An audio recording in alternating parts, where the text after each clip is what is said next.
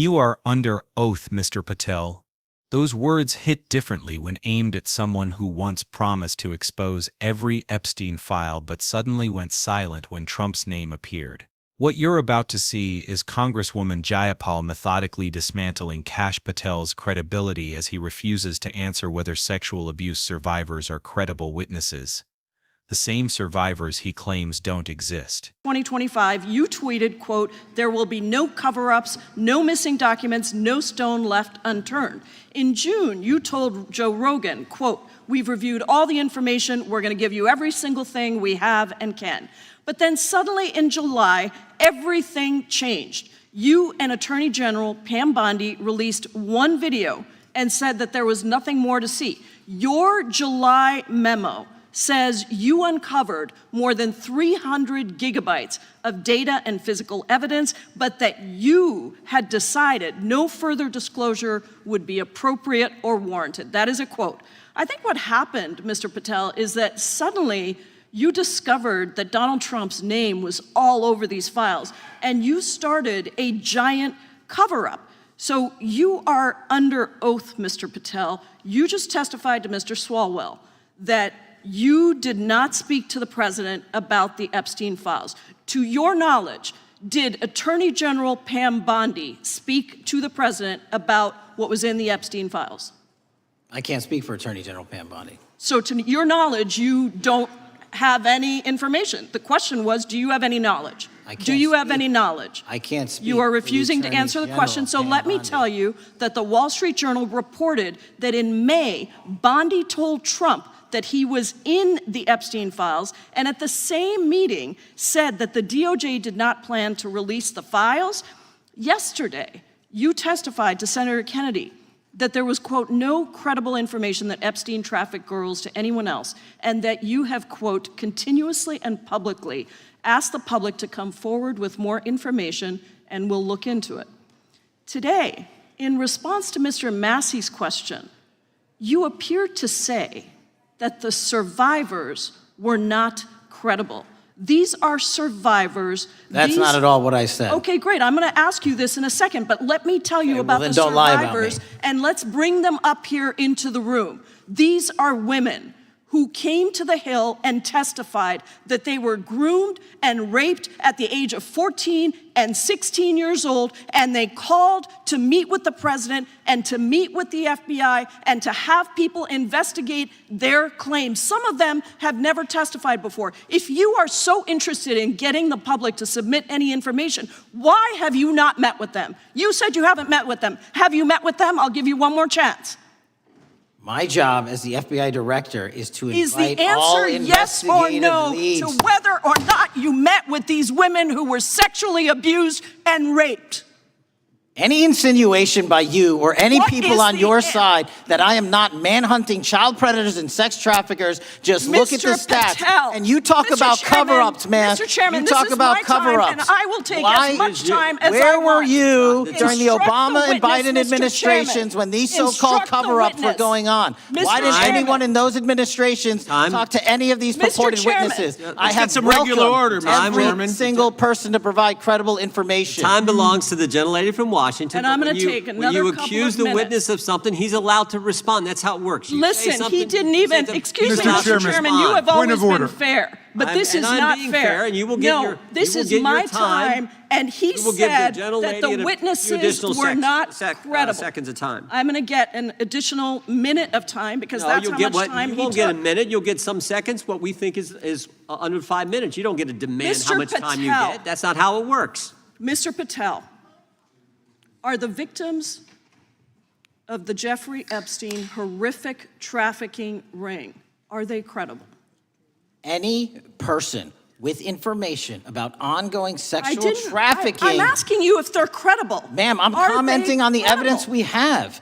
We have routinely asked for people to come forward with more evidence, and we will look at it. And the evidence that we have was the same evidence that the Biden and Obama Justice Departments had. And they determined, not me, they determined that that information was not credible. Mr. Chairman, he's not letting me even ask my questions. You ask the questions, he gives an answer. You may not like what he says, No, but that doesn't mean you get to interrupt he's not answering him. my question. Mr. Chairman, could we restore the gentlelady 45 seconds so she can We will complete give her her question? additional 30 seconds, which is what I said I'm earlier. going to keep taking my time because you'll take here's the time thing. that you get. You get are 30 not seconds. answering the question. The question I is, have. You just don't like the answer.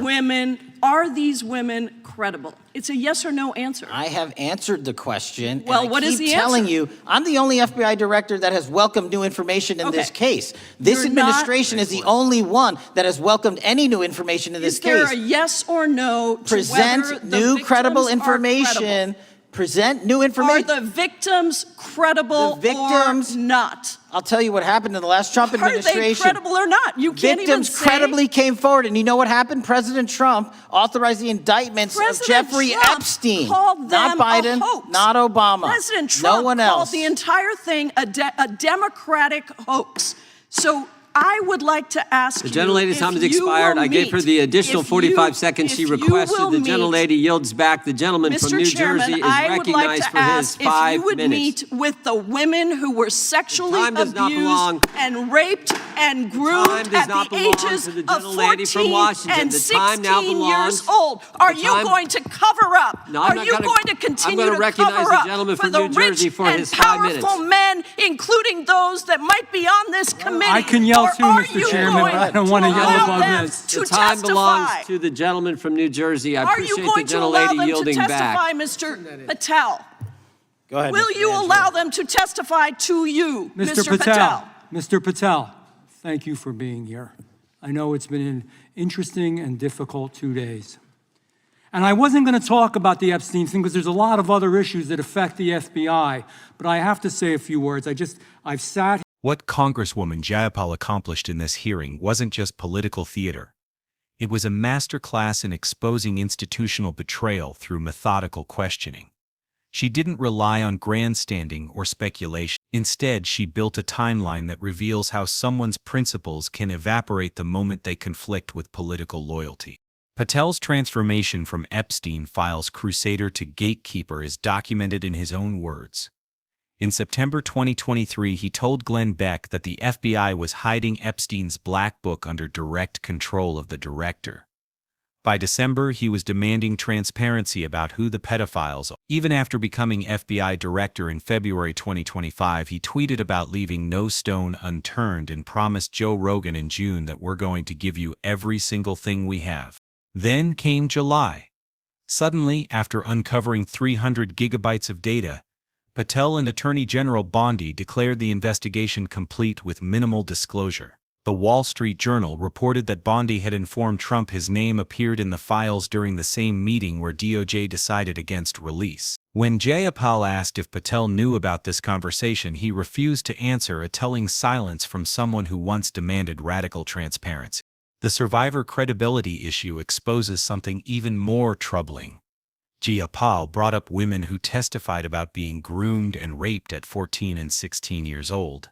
Survivors who came to Congress seeking justice. When asked directly whether these survivors were credible, Patel couldn't give a straight yes or no answer.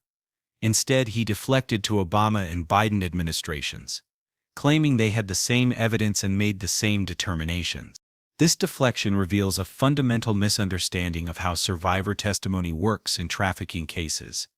Survivors often take years to come forward, and their ability to provide credible information depends heavily on whether investigators create an environment of trust. By dismissing their credibility while simultaneously claiming to welcome new information, Patel created an impossible standard: survivors must be credible to be heard, but they can't be deemed credible without being heard.